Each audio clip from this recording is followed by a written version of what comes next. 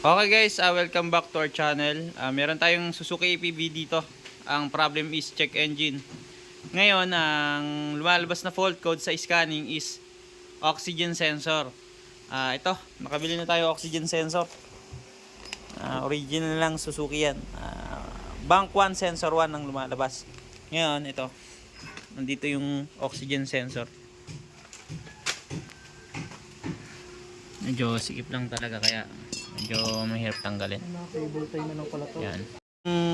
Ito yung luma na oxygen sensor bank 1. Ito yung ipapalit natin. Check natin kung parehas lang din. Parehas lang. Denso.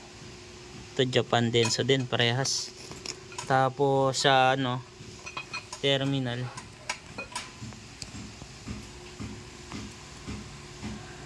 Parehas din. Yan, kakabit na natin. Ito. Yan. Anong sa ilalim? Ito. Wala ka ng tangke. Ba't may thread locker?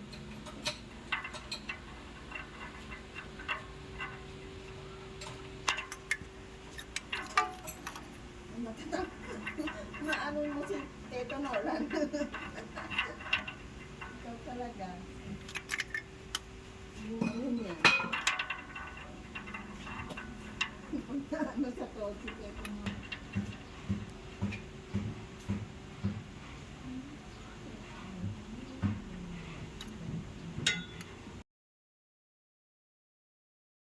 Kung nakikita nyo, nakakabit na siya. Ito, check engine pa rin. Pero i-clear natin yung fault code para mawala yung check engine yan.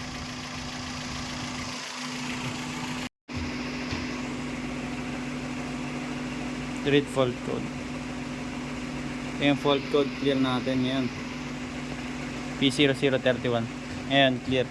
Back.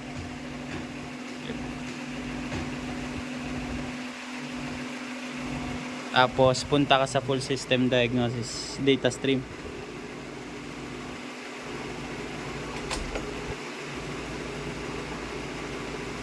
Check natin yung reading sa data stream.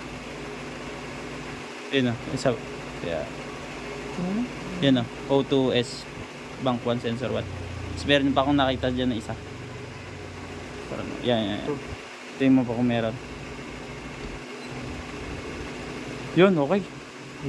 P045, yan yung normal. Kasi pagka nag below 0.1 at nag 1.0, ibig sabihin abnormal yun. Tsaka may reading na siya. Idle, ganyan. Ibig sabihin, okay yan. Ngayon dito, wala na yung check engine natin. Ngayon, tatay natin. Start ulit. Tingnan natin kung magkakaroon pa siya. Patay. Start. Wala na. Isa pa. Start. Ay, nakawala ka agad. Ngayon, scan ulit. Scan mo dyan. Yan. Read fault code. Yan, wala na. Sabihin, okay na. Tumira niya na. Tindi. Yun lang ang naging problema ng ating Suzuki APV.